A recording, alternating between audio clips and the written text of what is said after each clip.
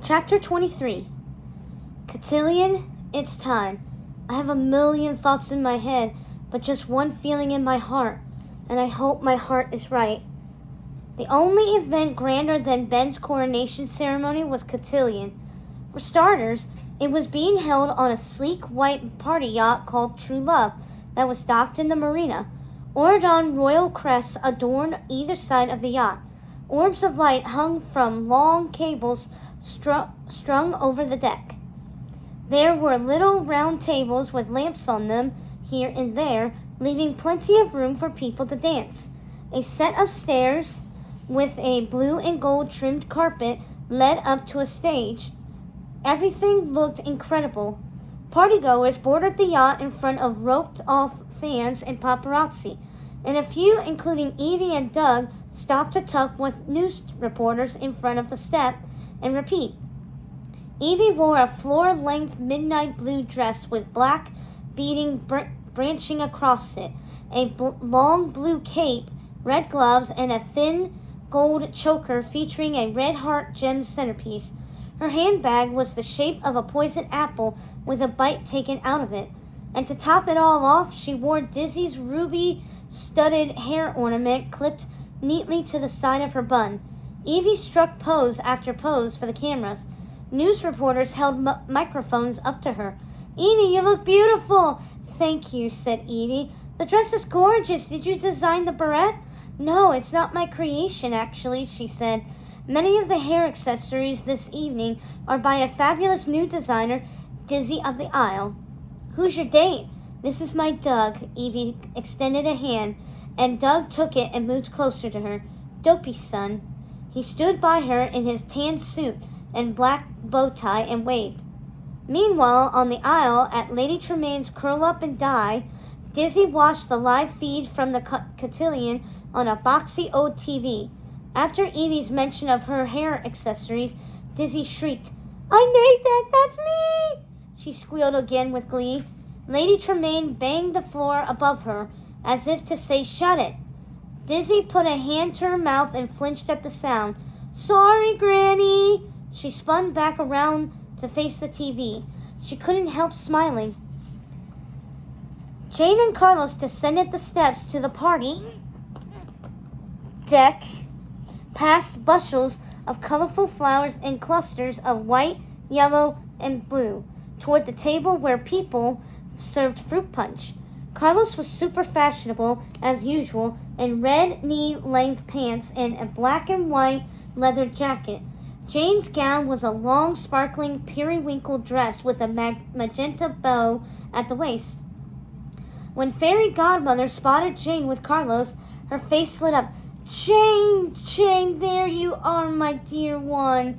She made her way from the refreshments table to the dance floor, waving her magic wand and looking like a true fairy in a pale blue dress and hooded cape tied at the neck with a pale sick bow. "Everything looks beautiful, my love, but we need to ladle out the punch before the sherbet melts." "Mom," said Jane. Fairy Godmother looked at her expectantly. "I have a date," said Jane with a smile. Fairy Godmother gasped and grinned. "A date?" Jane nodded. "Really?" Fairy Godmother looked at Carlos, then over the deck searching. Carlos awkwardly looked around. Fairy Godmother rested a hand on his shoulder. "Do you have a date too?" "Yeah," he gestured to Jane. "Really?" said Fairy Godmother with a smile. Carlos laughed. "Yeah." Fairy Godmother looked around again, not quite getting it. "Mom," Jane took Carlos's hands. Fairy Godmother looked down at their intertwined hands, then she looked up from Jane to Carlos, realizing, "Bippity boppity!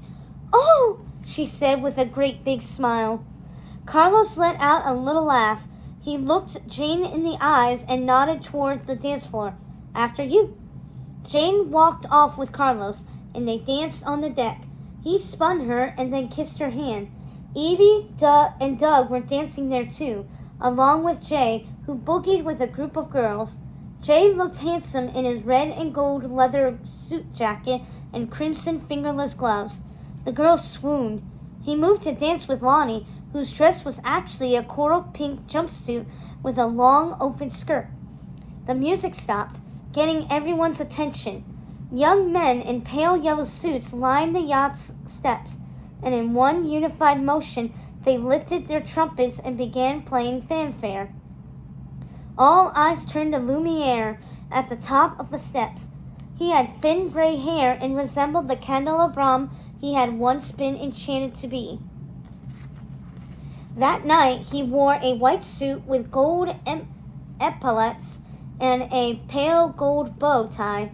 "The future, Lady Mal," Lumiere announced. Mal entered at the top of the staircase. She looked stunning in her yellow dress bejeweled with blue gems, blue and yellow tulle, and a sparkling cape that trailed the ground behind her. Evie had edged up the look, adding a leather bracelet, boots, and a crown-esque hair ornament. Mal's purple hair was in a pretty side braid that snaked down her shoulder.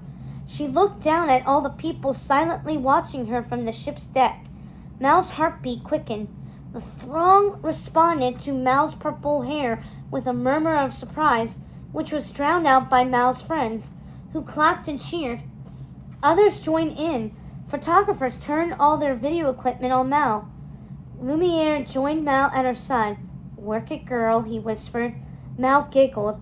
She surveyed the crowd again. "Where's Ben?" Then she descended the steps toward the deck as everyone applauded. Belle and Beast greeted Mal at the bottom of the stairs. Beast in his royal blue suit with gold sash and signature black bold framed glasses took Mal's trembling hand.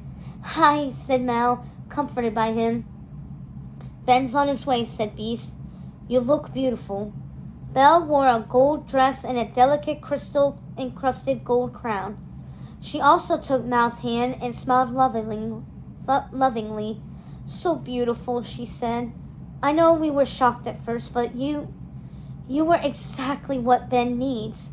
She was referring to the Family Day event when Ben had first announced to Belle and Beast that Mal was his new girlfriend. The photographer had captured their shocked expressions upon hearing the news. Beast gave Belle a little side hug.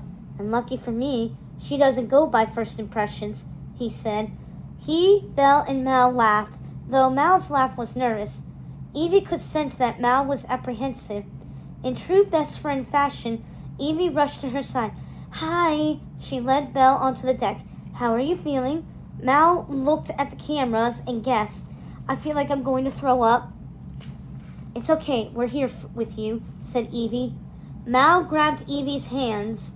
More fanfare played. It was a great moment for the VKs. Mal and Evie beamed at each other. Lumiere called out, "King Benjamin!" Ben appeared at the top of the stairs in a sleek royal blue silk jacket with gold accents. The belt he wore had a gold beast emblem buckle. His honey brown hair was swept across his forehead under his thick gold crown. His blue eyes sparkled like stars. He looked every bit a king. Everyone applauded. Mal couldn't take her eyes off him. Ben nodded, and his eyes met Mal's. She smiled at him. He walked down the stairs and paused at the bottom. "Go get him," Evie whispered to Mal. Mal took a step forward. Ben passed his parents without looking their way. "Okay," Belle mouthed to Beast at the slight. Ben stopped in front of Mal and bowed. Mal bowed back to him. "Mal," said Ben, coming up from his bow, "I wish I had time to explain." He turned around and looked toward the top of the stairs. Mal smiled. Could this have something to do with all those not-so-secret discussions Ben has been having with Jane? Wondered Mal. Then her eyes widened and her jaw dropped. The crowd gasped in shock.